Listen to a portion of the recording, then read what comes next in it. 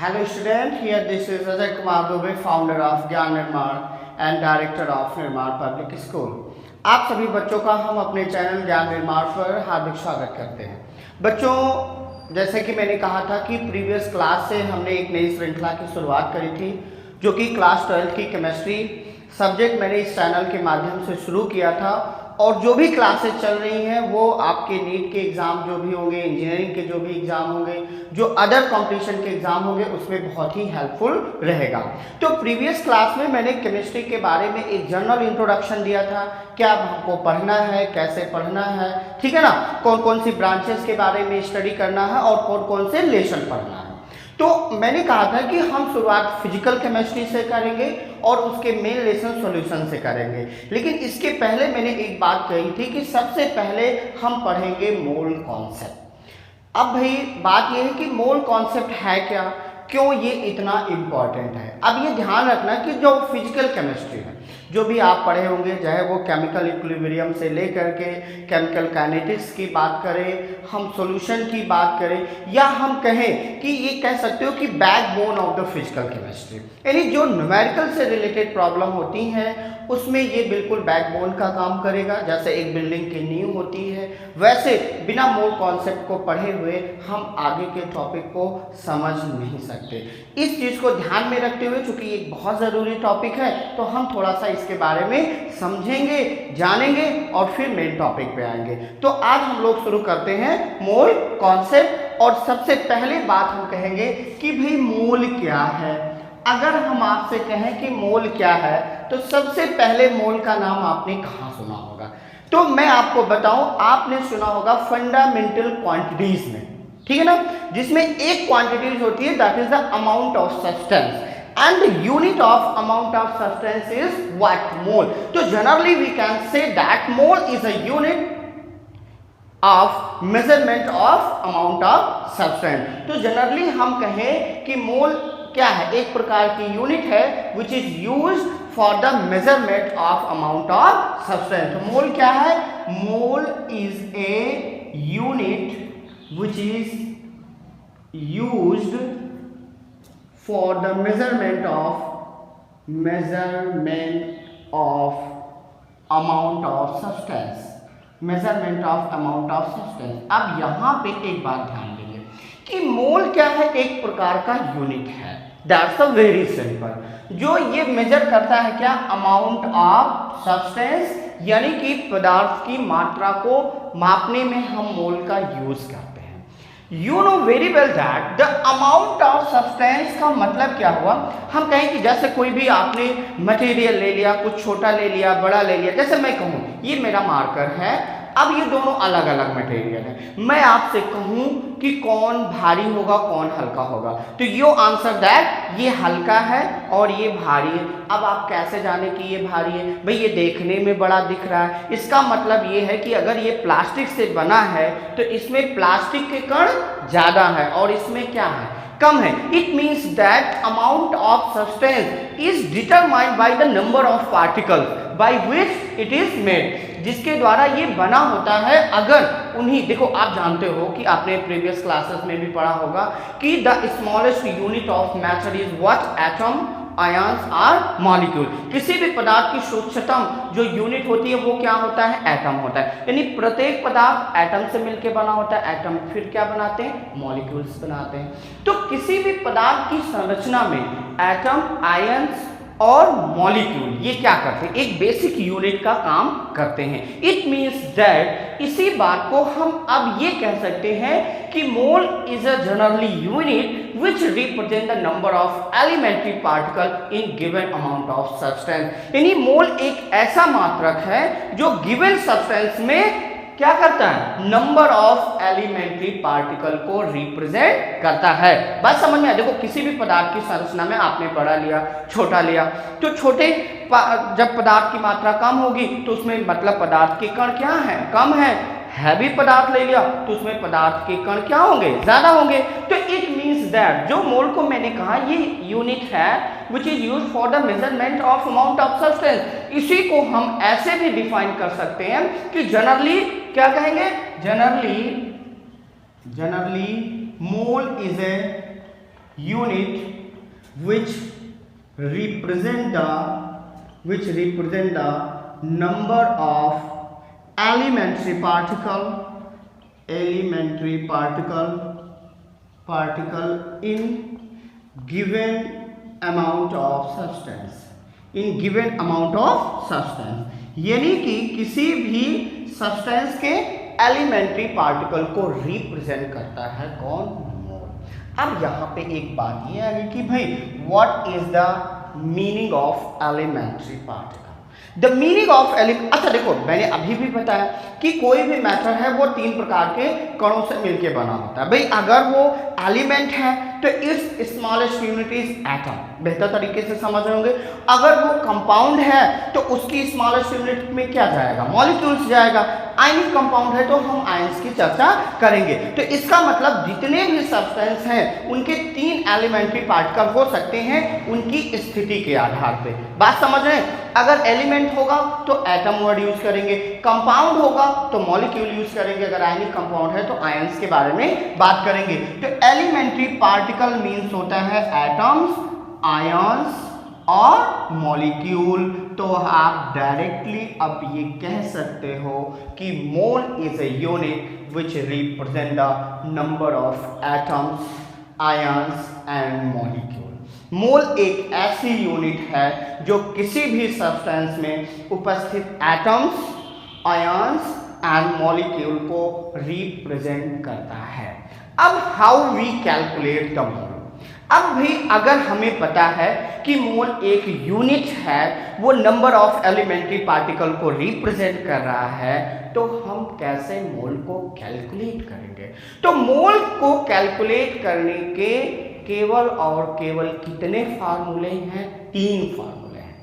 अब ये जरूरत है कि मैं उन 3 फार्मूलों को कहिए 1 बाय 1 आपको लिखवा दें और फिर उसको आपको डिराइव करके बताएं, लेकिन हम आपको दोनों बातें बताएंगे। तीनों फार्मूले एकदम दिमाग में बैठा लो और अगर कॉन्सेप्ट ऑफ 1 मोल दिमाग में बैठा लोगे तो वो फार्मूले कैसे बने वो भी आपको आ जाए। देखो यूनिट है तो मेजरमेंट में यूज करना है। जनरली हम आपसे कहें कि कोई चीज हम परचेज करने जाते हैं, जैसे एप्पल खरीदने गए, तो आप क्या पूछते हो कि भाई क्या भाव है? वो बताता है कि भैया 40 रुपए किलो है, 100 रुपए किलो है, 150 रुपए किलो है। हमें 1 किलो का पता होता है ना, तो फिर हम फर्दर जितनी रिक्वायरमेंट होती है सिंपल वे में उसी रिक्वायरमेंट के अकॉर्डिंग अपना हिसाब कर लेते हैं कि नहीं। तो साहब मोल भी तो क्या है? एक यूनिट है ना।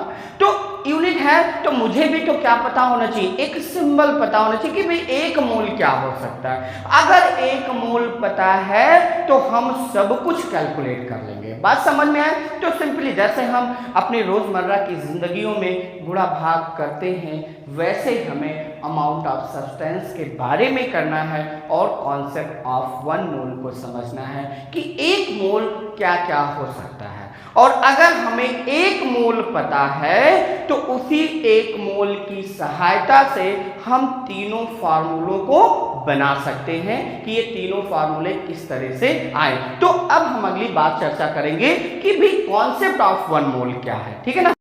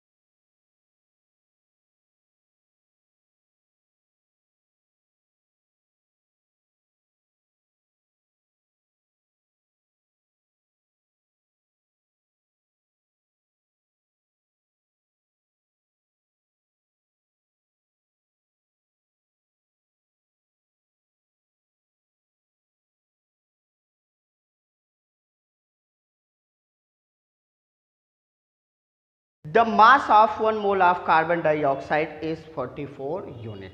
अच्छा, अगर हम यही बात बेटा आपसे कहें कि the mass of 1 mole of sodium, अगर हम 1 मोल सोडियम की बात करेंगे, अब देखो दोनों में फर्क है ना, ये क्या है, कंपाउंड है, तो कंपाउंड के लिए मॉलिक्यूलर मास यूज करेंगे। और मॉलिक्यूलर मास कैसे कैलकुलेट करना, देखो ये बेसिक थिंग्स है। एक चीज मैं समझ रहा हूँ कि अब आप चूंकि 12th में बोर्ड का एग्जाम बच्चों का देना है, तो इसलिए मैंने 12th की क्लासेस पहले शुरू की हैं। थोड़ी सी बातें आपको 11th की जहाँ ज़रूरत होगी वो मैं रिमाइंड कराऊंगा, और इसके बाद आपको 11th की भी क्लास मिलेगी, क्योंकि वो एक बेस काम करता है, तो थोड़ा सा उसकी भी जानकारी आपको होनी चाहिए। लेकिन यहाँ पे CO2 क्या है, कंपाउंड है, सोडियम क्या है, एलिमेंट है। अब एलिमेंट क्या होता है, it is the purest form of matter which is made up of only one kind of particle and that particle is called atom.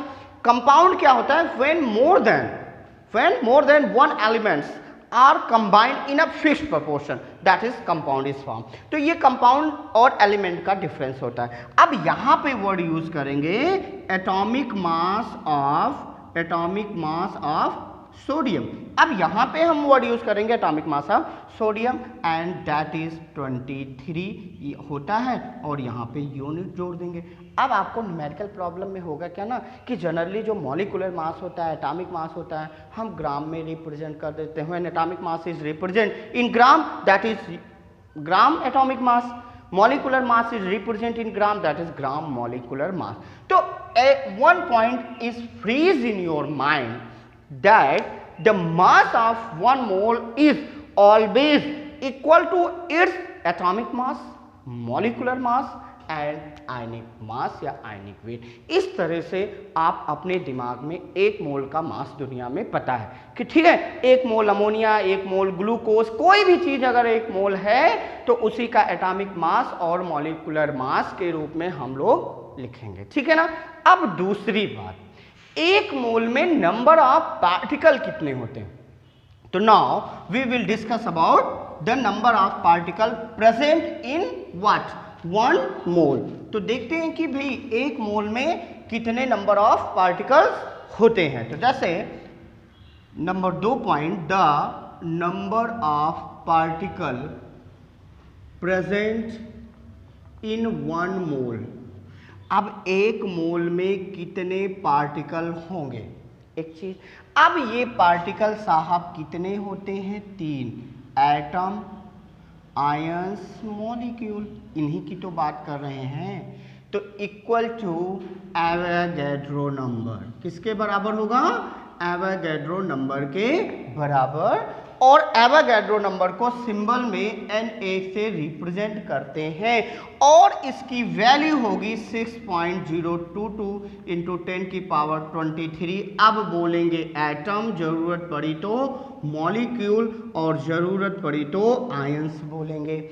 यानी कि 1 मोल में जो पार्टिकल्स हैं वो फिक्स है, and that's equal to Avogadro's number. And what is the value of Avogadro number, that is 6.022 into 10 की power 23। अब यहाँ पे भी आपके टर्म सिचुएशन के अकॉर्डिंग सेट हो जाने चाहिए। जैसे फॉर एग्जाम्पल मैंने बोला नंबर ऑफ एटम, अब मैंने एटम यूज किया तो ध्यान दो किसकी बात करेंगे, एलिमेंट की बात करेंगे। Number of atom present in 1 mole of aluminium, तो इक्वल टू एवोगैड्रो नंबर के बराबर होंगे।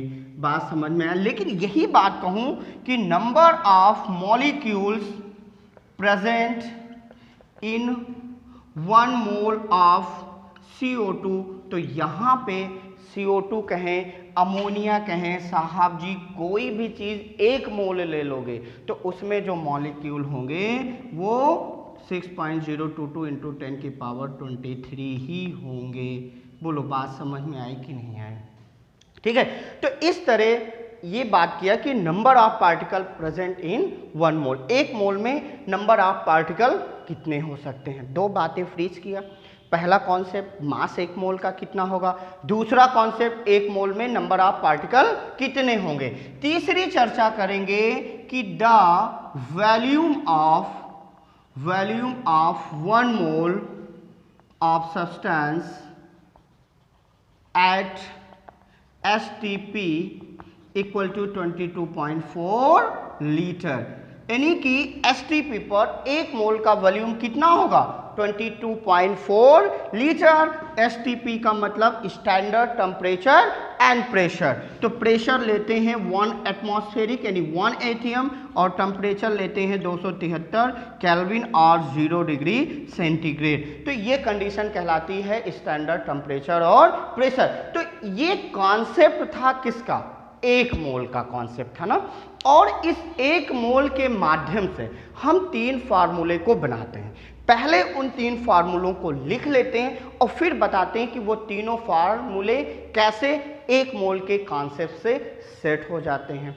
1 मोल के कॉन्सेप्ट को पूरी तरह समझिए, फिर फार्मूले पे अप्लाई करो और एक समय ऐसा आएगा कि आप फार्मूले में कंफर्टेबल हो जाएंगे, तो कोई ज़रूरत नहीं है कि न्यूमेरिकल को आप 1 मोल से सॉल्व करें। दूसरी बात, बहुत सारे इक्वेशन वाले सवाल होते हैं, ठीक है, नीट में भी पूछे जाते हैं, बोर्ड के एग्जाम में पूछे जाते हैं, कॉम्पिटिटिव एग्जाम में पूछे जाते हैं। इससे बहुत सारे क्वेश्चन आपको मिलेंगे और नेक्स्ट क्लास में मैं इससे रिलेटेड प्रॉब्लम्स भी लूँगा, ठीक है। कुछ स्टैंडर्ड प्रॉब्लम लूंगा आपके बोर्ड के अकॉर्डिंग, आपके कंपटीशन के अकॉर्डिंग, तो उस पर मैं आपको डिस्कस कराऊंगा। बट बेसिक थिंग्स में कि भी 1 मोल का कॉन्सेप्ट क्या है, तो ये है और ये पूरा अपने दिमाग में फीड करो। Now I will discuss the formula of mole. Now we will discuss the formula of moles. देखो, अब मोल के 3 फार्मूले मैंने शुरू में बताए थे। फार्मूला नंबर 1,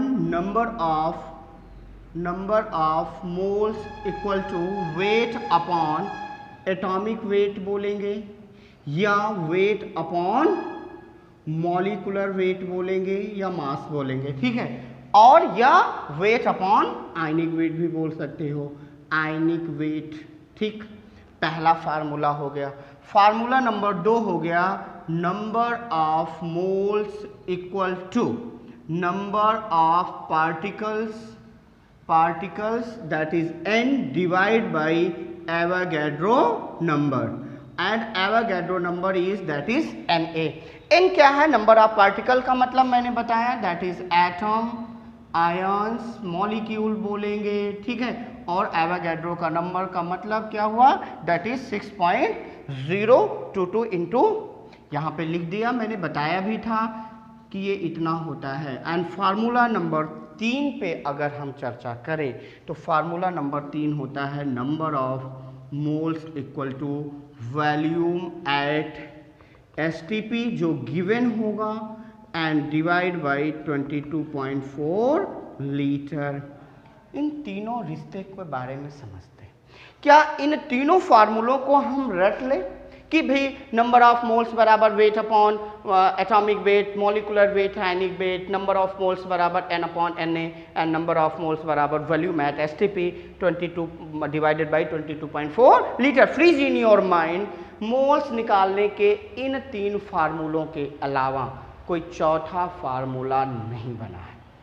अब आपको कि सर ये आए कहाँ से भाई, तो इन सभी का जन्म कहाँ से हुआ है, concept of 1 mole.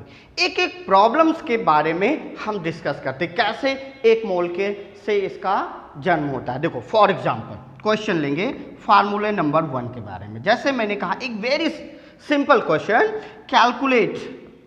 Calculate the number of moles present in 88 gram of CO2। मान लीजिए निकालना है, गिवन है।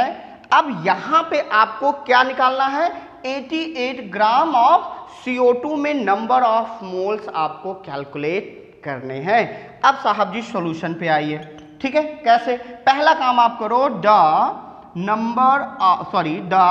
मॉलिक्यूलर मास ऑफ CO2 अभी मैंने निकाला था लेकिन फिर निकाल के बता दे रहे हैं। कैसे निकालेंगे, देखो एक कार्बन है, 2 ऑक्सीजन है, तो एक कार्बन का 12 होता है। अच्छा ये ऐसे क्वेश्चन में दिया जाएगा C बराबर 12, O बराबर 16, ऐसे फिट करना ना।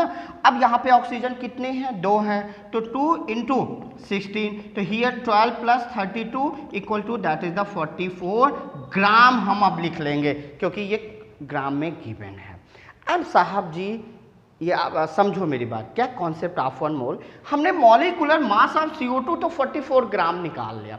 ये 44 ग्राम आपको इंफॉर्मेशन क्या दे रहा है, क्या, the mass of 1 mole CO2 equal to molecular mass of CO2।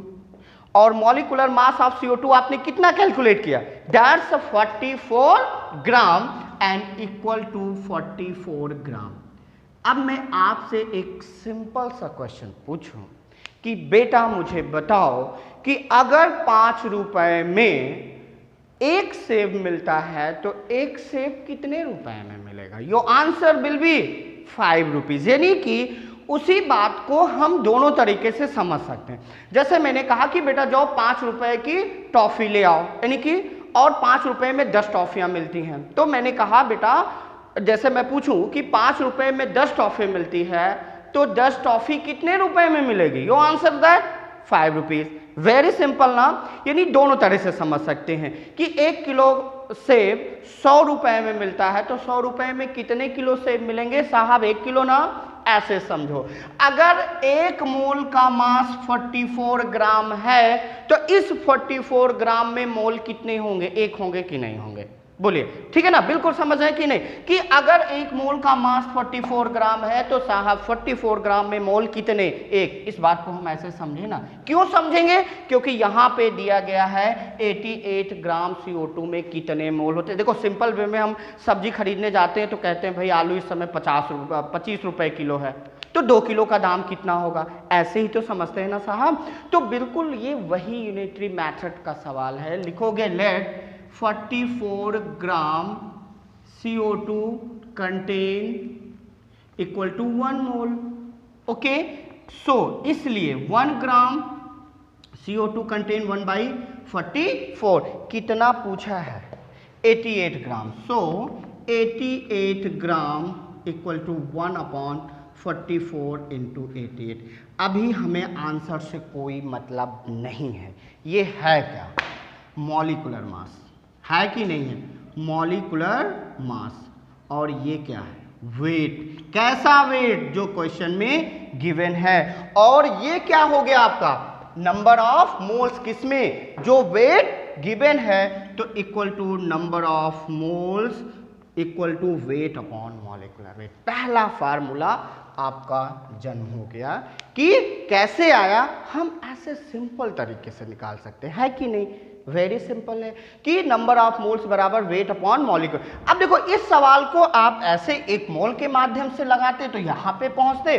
Direct फार्मूले में मैंने सेट कर दिया कि नंबर ऑफ मोल्स बराबर वेट अपॉन मॉलिक्यूलर वेट, तो डायरेक्टली आप नंबर ऑफ मोल्स कैलकुलेट कर सकते हैं। ठीक है ना, आई होप कि समझ गए होंगे। ठीक, अब दूसरे फार्मूले के बारे में चर्चा करेंगे कि नंबर ऑफ मोल्स बराबर नंबर ऑफ पार्टिकल वाली कहानी पे हम लोग चर्चा करेंगे इसी माध्यम से। Now we will discuss about the formula number 2। ठीक है, देखिए कि फार्मूले नंबर 2 को क्या हम ऐसे याद कर लें या कैसे यहां से आता है। एक क्वेश्चन के माध्यम से देखते हैं। That is the question, suppose that calculate the number of moles present in 24 into 10 की पावर 48 एटम्स ऑफ सोडियम। अब आपसे कह रहा है कि इतने एटम सोडियम में क्या होना चाहिए, कितने मोल्स होंगे। अब यहां पे भी उसी तरह से हमको सोचना है कि भाई कॉन्सेप्ट ऑफ 1 मोल क्या है। तो यहां पे 2 चीजें हम समझेंगे कि लेट, हम जानते हैं वी नो दैट, क्या जानते हैं, we know that the number of atom present in 1 mole equal to what, Avogadro number। अब देखो मैं बार बार कह रहा हूं कि इस चीज को यहां पे ऐसे समझें। 1 मोल में कितने एटम होते हैं, 6.022 इंटू 10 की पावर 23। जैसे मैं कहूं कि अगर 5 रुपए में 2 सेब मिलते हैं तो 2 सेब कितने रुपए में मिलेंगे, 5 में ना। तो अगर 1 मोल में इतने एटम हैं तो इतने एटम में मोल कितने होंगे, 1। तो ये हो गया, इसी को हम अब ऐसे लिख सकते हैं, लेट 6.022 इंटू 10 की power 23 atom of sodium contain how many mole, equal to 1 mole. So 1 atom contain 1/6.022 into 10 की पावर 23। अब आपके पास क्वेश्चन में गिवन कितना है, इतने मोल में। नाउ सो 24 इंटू 10 की पावर 48 में कितने होंगे, 1.6022 इंटू 10 की पावर 23 इंटू वाट 24 इंटू 10 की पावर 48। अब यहाँ पे हम विचार करते हैं आंसर क्या आता है, उससे कोई बहुत केयर नहीं करना है। लेकिन अब यहाँ पे देखिए ये क्या है, n की वैल्यू है जो गिवन है, ये क्या है एवोगैड्रो नंबर। तो फार्मूला नंबर सेकंड बन गया नंबर ऑफ मोल्स बराबर n अपॉन Na। तो इस प्रकार कॉन्सेप्ट ऑफ एक मोल से आप फार्मूला नंबर 2 भी डिराइव कर सकते हैं और इसको वहां अप्लाई करेंगे जहां पे नंबर ऑफ पार्टिकल यानी एटम, आयन या मॉलिक्यूल गिवन होंगे। तो ये अब आप जब प्रैक्टिस में रहोगे तो फार्मूले नंबर 2 को बिल्कुल लर्न करके आप फिट कर सकते हो। अदरवाइज आप क्या कर सकते हो, इस 1 मोल के कॉन्सेप्ट से फार्मूला नंबर 2 डिराइव कर सकते हो। Now we will discuss about the formula number 3 कि ये नंबर 3 वाला फार्मूला कैसे आता है। ओके, तो एक क्वेश्चन के माध्यम से समझेंगे। नाउ सी द क्वेश्चन,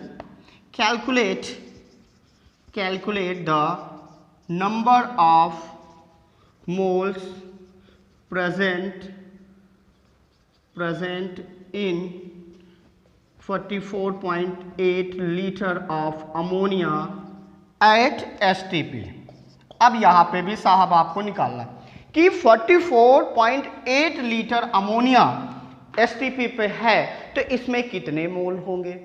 बिल्कुल वैसे सिंपल समझना, जैसे हम अपनी डेली लाइफ में समझते हैं कि कोई चीज़ खरीदने जाते हैं, भाई इतने रुपए में ये मिल रही है, तो कॉन्सेप्ट ऑफ 1 मोल लगाओ। क्या लगाओगे, वी नो डैट, यहाँ पे वी नो डैट क्या जानते हैं 22 ऐसे लिखेंगे, the volume of 1 mole ammonia at STP equal to 22.4 litre. इसी बात को ऐसे भी विचार करें ना, जैसे मैंने बताया कि इस बात को ऐसे भी कह सकते हैं कि भाई 1 मोल का वॉल्यूम इतना है तो 22.4 लीटर में कितने मोल होंगे, 1 ना। तो यहां पे लिखोगे let 22.4 litre ammonia contain how many mole equal to 1 mole. So 1 litre 1/22.4। So question में गिवन कितना है यहाँ पे 44.8 litre ammonia contain equal to 1/22.4 और यहाँ पे मल्टीप्लाई क्या करेंगे 44.8 से। अब इस पे हम थोड़ा सा ध्यान दें, 44.8 क्या है, वॉल्यूम गिवन एट STP और साहब ये तो गिवन ही है, तो ये मिल गया आपको formula number 3 with the help of mole concept. तो इन तीनों फार्मूलों की जो ओरिजिन कहाँ से हुई है वो with the help of 1 mole concept से हुई है। अगर 1 मोल कॉन्सेप्ट को अगर आप बेहतर तरीके से समझोगे तो उस चीज़ों को आप बेहतर तरीके से कैलकुलेट कर पाएंगे। चलिए, अब आपने 1 मोल का कॉन्सेप्ट समझ लिया, मोल्स के फार्मूले आपने समझ लिए। अब जैसे होता है ना कि हम लोग एक डायरेक्ट रिलेशन होते हैं तो रिलेशन में रिलेशन ढूंढते हैं, यानी रिश्तेदारी में रिश्तेदारी ढूंढते जाते हैं ना। तो साहब अब हमें रिश्तेदारी में रिश्तेदारी ढूंढनी है, ठीक है ना। बात समझ में आई, कैसे ढूंढेंगे देखिए। भाई हमने लिखा 1 मोल, अच्छे से समझ लीजिए। अब 3 बातें आपके दिमाग में मैंने बताई थी, क्या बताई थी, 1 मोल का मास कितना होता है, यानी मास इक्वल टू उसी का एटॉमिक मास और मॉलिक्यूलर मास, ठीक, डिपेंड करेगा कि कंपाउंड कैसा है। समझिएगा पूरी तरह से, बात समझ में आया। 1 मोल का वॉल्यूम की बात मैंने की थी कि 1 मोल का वॉल्यूम कितना होगा साहब जी, एट STP की बात करेंगे, ये चीज जरूर आपको लिखना है, एट STP 22.4 लीटर। कोई नई बात हमने नहीं बताई, ठीक है। ये डायरेक्ट रिश्तेदार है 1 मोल के, क्या 1 मोल में का मास कितना, उसका एटॉमिक मास, ठीक है। 1 मोल का वॉल्यूम कितना होगा 22.4 लीटर। अब तीसरे रिश्तेदार कौन थे आपके, that is number of particle. तो एक मोल में नंबर ऑफ, अगर हम लिखें यहाँ पे, तो number of particle equal to कितना हो जाएगा, दैट इज एवोगैड्रो नंबर, और ये वैल्यू कितनी होगी 6.022 into 10⁻23 Avogadro number.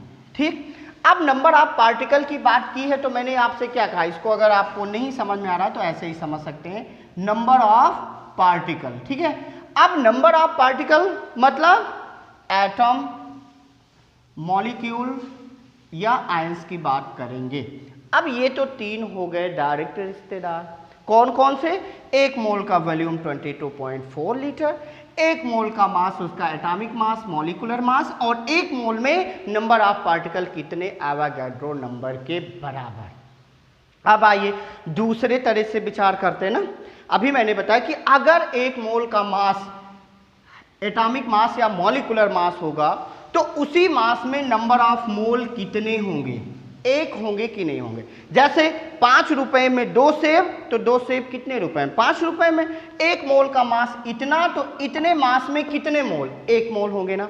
Like this, एक मोल का वॉल्यूम कितना 22.4 लीटर, तो 22.4 लीटर में कितने मोल होंगे, 1 मोल होंगे, कोई कंफ्यूजन नहीं। इसी तरह एक मोल में पार्टिकल कितने, एवोगैड्रो नंबर के बराबर, तो एवोगैड्रो नंबर में नंबर ऑफ मोल्स कितने होंगे, 1। इनको दोनों तरह से जो एरो मैंने बताए हैं उन दोनों तरह से आपको विचार करना है। ये एरो बता रही है कि इतने मास में नंबर ऑफ मोल्स कितने होंगे, 1। नंबर ऑफ मोल्स कितने होंगे, 1। एवोगैड्रो नंबर में नंबर ऑफ मोल्स कितने होंगे, 1। चलिए, डायरेक्ट रिश्तेदारी तो हो गई, रिलेशन हो गए। अब हम चर्चा करते हैं कि अगर एक मोल का मास इतना है और एक मोल का वॉल्यूम इतना है, तो इतने वॉल्यूम का मास इतना होगा कि नहीं होगा, होगा ना, बिल्कुल, क्योंकि दोनों में नंबर ऑफ मोल्स कितने हैं, 1। तो अगर एक मोल का वॉल्यूम 22.4 लीटर, एक मोल का मास एटॉमिक मास या मॉलिक्यूलर मास है, तो एक मोल का, तो इतने एटॉमिक मास में वॉल्यूम कितना होगा, दैट इज 22.4 लीटर। दोनों बातों को आप एक दूसरे से समझना है कि अगर एक मोल का मास इतना, एक मोल का वॉल्यूम इतना, तो इतने वॉल्यूम में मास कितने होंगे, इतने, और इतने मास में वॉल्यूम कितना होगा, इतना। इस इतना के चक्कर में कंफ्यूज नहीं होना, ऐसे आपको बना करके घर में समझना है, ठीक है, नहीं तो इतना इतना करके सब कुछ भूल जाओ। ठीक है, इसके बाद आ जाओ, एक मोल में नंबर ऑफ पार्टिकल कितने, एवोगैड्रो नंबर के बराबर। तो एवोगैड्रो नंबर का मास कितना हो जाएगा, एटॉमिक मास के बराबर होगा कि नहीं, क्यों, क्योंकि एक मोल का मास क्या है, एटॉमिक मास, और इस एटॉमिक मास में नंबर ऑफ पार्टिकल कितने होंगे, एवोगैड्रो नंबर के बराबर। अब इसको फिर समझें, इतने पार्टिकल में मोल कितने, 1। इतने मास में मोल कितने, 1। तो इतने पार्टिकल का मास कितना, इतना, और इतने मास में पार्टिकल कितने, इतने। बात समझ में आया, यहाँ पे भी आप समझ सकते हैं साहब। चलिए यहाँ पे आ जाओ, एक मोल में नंबर ऑफ पार्टिकल एवोगैड्रो, एक मोल में वॉल्यूम कितना 22.4 लीटर, तो इतने पार्टिकल का वॉल्यूम कितना हो जाएगा 22.4 लीटर एट एसटीपी, और इतने वॉल्यूम में नंबर ऑफ पार्टिकल कितने हो गए, एवोगैड्रो नंबर के बराबर। तो it is the concept of 1 मोल। अगर ये 1 मोल की पूरी बातें आप समझ गए, आपके दिमाग में बैठ गई, तो साहब जी मोल्स निकालने के कोई भी क्वेश्चन आपसे गलत नहीं हो सकते। बात समझ में आया। आई होप कि आज आपने मोल कॉन्सेप्ट को बहुत बेहतर तरीके से समझा होगा और जाना होगा। अब मैं बार बार कहता हूँ कि साहब थ्योरी बताना कोई बड़ी बात नहीं, हम समझ लिए, एप्लीकेशन बहुत इंपॉर्टेंट। तो बिना न्यूमेरिकल के भाई बात नहीं बन सकती। तो next time I will discuss about the numerical which is based on mole concept। और एक बात ध्यान रखना कि जो मैंने ये बताया है इसको दिमाग में फ्रीज रखेंगे, फार्मूले को याद रखेंगे, मॉलिक्यूलर वेट कैसे कैलकुलेट किया जाता है उसकी भी प्रैक्टिस घर पे करेंगे। जो बातें बताई है उसको 1 by 1 करके नोट कर लेंगे, और ताकि कल अगर हम न्यूमेरिकल बताएं तो एक एक कॉन्सेप्ट आपके दिमाग में फीड होना चाहिए। आई होप कि आज आपको मेरी बातें बेहतर तरीके से समझ में आई होंगी, आपने बेहतर तरीके से समझा होगा। इसके बाद आप इस क्लास के माध्यम से समझेंगे, एक एक पॉइंट को नोट करेंगे। नेक्स्ट क्लास में हम numerical related with mole concept पे डिस्कस करेंगे। आज के लिए इतना ही, धन्यवाद। अपना बहुत बहुत ख्याल रखिएगा, और अगर आपको ये वीडियो, ये क्लास पसंद आ रही हो तो प्लीज़ लाइक एंड शेयर करें और चैनल को सब्सक्राइब करें। Thank you so much.